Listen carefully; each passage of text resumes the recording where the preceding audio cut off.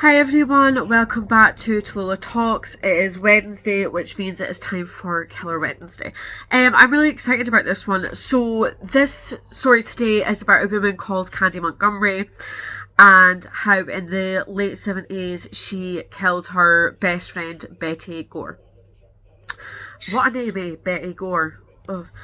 She did die a gory death. Horrible. But yeah, so I had heard of the film Candy. With Jessica Biel. I've never seen it. I might watch it, and I know there's a documentary on Candy. Oh, it's in my hair today. So there is a documentary on Candy Montgomery and this whole case as well. So I need to watch that as well. But I kind of just came across it. I honestly can't remember how. It might have been like through a TikTok or something. But yeah, so I just found this one really interesting. And so let's essentially just get started. But from what I know, not a lot is known about Candy's childhood. I could only find, certain things about it. Not even her childhood. It was kind of just like her young adult life from when she was married and stuff. So as always, we are going to start with the background of Candy. So she was born Candace Wheeler in 1951 in Texas, and she was kind of raised by an army vet and her mother, and so she was described as like an army brat. She would move constantly, always be moving schools, and so that must have been quite hard for her to spend her whole childhood moving. She was described as very charismatic, and people said that she did have a certain spark that kind of made her stand out and very unique. In her early 20s, she met her husband, Pat Montgomery. They met at work. So Pat was an electrical engineer who worked at Texas Instruments, and Candy also worked here as a secretary at the same time. Pat was described as reliable and hardworking, and in Candy's eyes, he could provide stability and the life that Candy wanted. It was said that when they first started dating, Candy just wasn't really attracted to him, and she was more attracted to his money, and that's why she gave him a second chance. So it is alleged that Candy felt like Pat was very introverted, whereas Candy was very outgoing. And she didn't find him attractive. However, upon realising how much money he actually made, this was when she gave him this second chance. The couple very quickly got married and relocated to Wylie, Texas. And this was like a very small, tight-knit community. I think there's less than 1,000 people that lived there at this time. She was described when she had kids as the PTA mum, and she did baking for the school and events, and she was very involved in her children's activities. So she was kind of like this perfect mother. Dinner was always ready by 5 p.m, but allegedly Candy wasn't really into this sort of lifestyle. Friends of the couple stated that she was blinded by his money, and she, she wasn't attracted to Pat at all. At this time, Wylie was a very small community which was discovered by a wealthy man. So I imagine it was quite a rich suburb, and you had to have a lot of money to live there. Pat and Candy went on to have 2 children, a girl and a boy, and like I said, they were both very active within this community. Candy sang for the church choir, and it was said that she really stood out because she had a very beautiful voice. Candy wanted her family to be viewed as this perfect family, so hence why dinner was on the table at 5 p.m. She was very involved in the community and her kids' activities at school, blah, blah, blah, blah. And it was at this time that Candy actually met another resident of the community. I don't know if they had just moved there, and this was a 5th grade teacher called Betty Gore.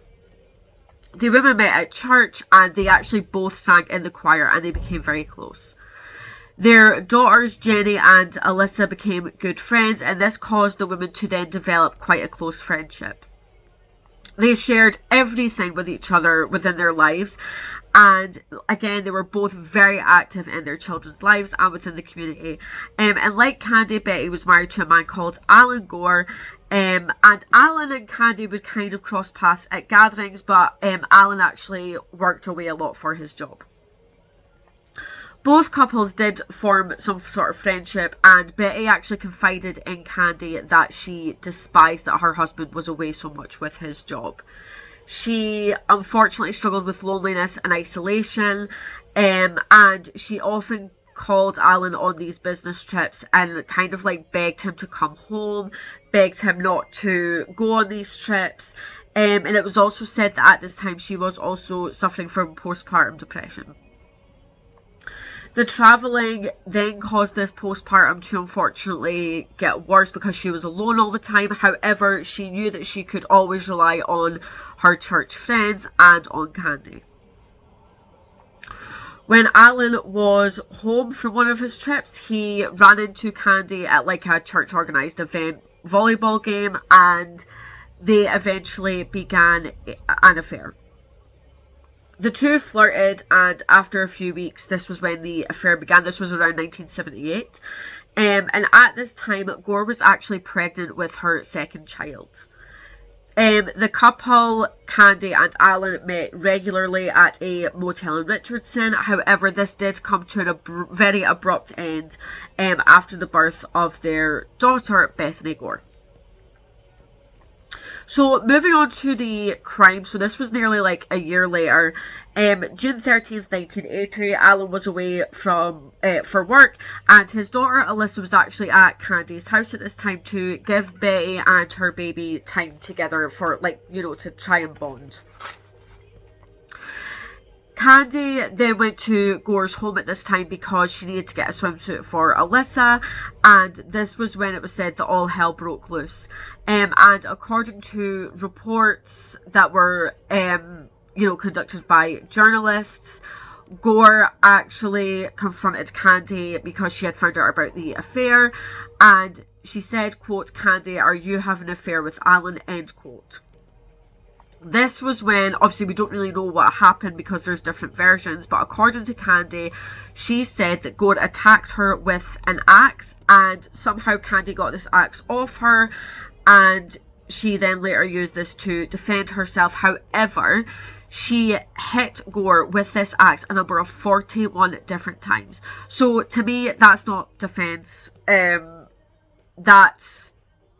That's like a crime of passion sort of thing. When you hit someone that many times, you don't need to hit them 41 different times to defend yourself.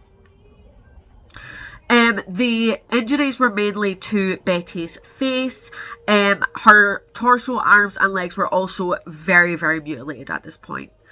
Candy then kind of just went home as if nothing had happened, and she had left the newborn upstairs, who was asleep at this point, like, thank God. Alan at this time was getting increasingly worried because she couldn't reach Betty on the phone, and so he called his neighbour Richard Parker to go and check on his wife and their new baby. The neighbour went to the house with other locals, Jerry McMahon and Lester Gaylor, and he also called Candy just to kind of check, like, if she had seen Betty and to check that everything was okay. Gaylor remembered at this time finding, quote, "thick congealed reddish brown oceans of blood glistening on the tile," end quote. The trail of blood led to Betty's body in the utility room, and at 11:30 p.m. Alan called Candy to inform her of Betty's death, but of course she already knew about this. Candy then agreed to keep Alyssa for the time being, and it was said that she broke down in her husband's arms after this call. When police arrived, they noted that there was a bloody shoe print, and there was also blood on the bathroom wall and on the drain, and this kind of indicated that the killer had actually washed themselves up before leaving the house. And they determined that from the shoe print, because it was so small, it was either a woman's shoe print or someone who was underage. Candy used shears to cut up the sandals that she had worn at this point, because obviously she had heard the news about the shoes, and she was actually the last person to be seen or be in touch with Betty, and so she was actually brought in for questioning. She claimed to have gone to Betty's house early in the morning for the swimsuit, and then she left to teach a Bible class. However, a 5-year-old friend of Alyssa, who has come to play, actually saw Candy leave her home at 11 a.m. and head over to Betty's, so obviously she was lying. On June 17th, this was when Alan informed police of his affair. And Candy at this time refused to take a polygraph test and was subsequently arrested on the 27th of June and charged with murder.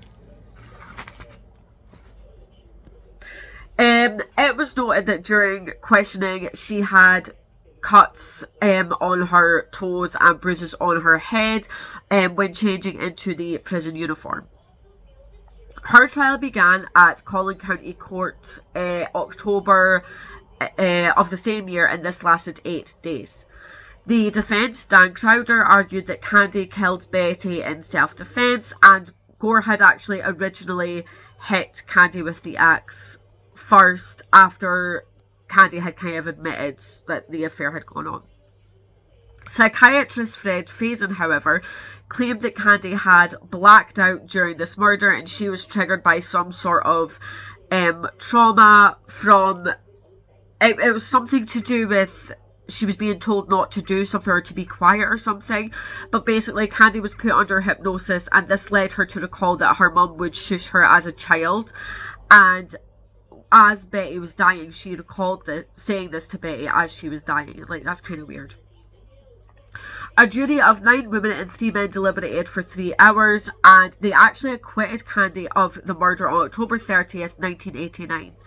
The Montgomerys then moved not long after this and eventually divorced. Candy now lives as, a free woman, and she is now actually a certified family counsellor and a therapist. So I'm glad she managed to turn things around, and she's obviously not done anything like this since.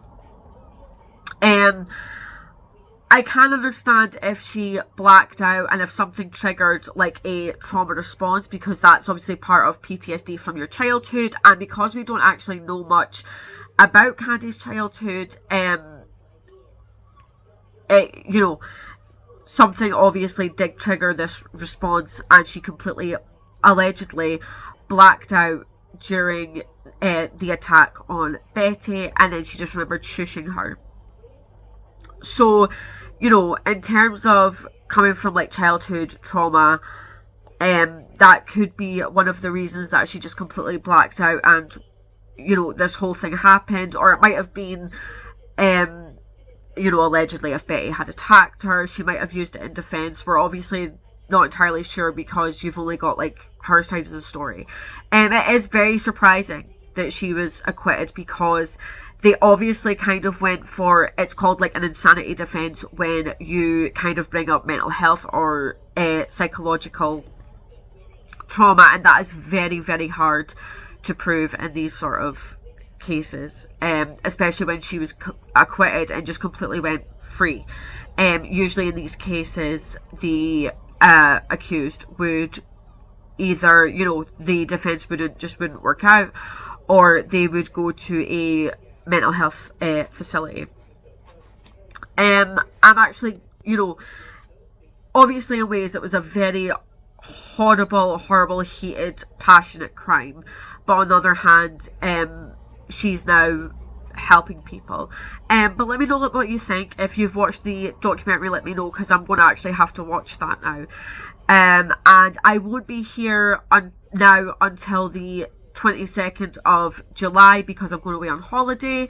But if you have any murder cases or paranormal cases you would like me to investigate, please let me know. Leave it in the comments below. And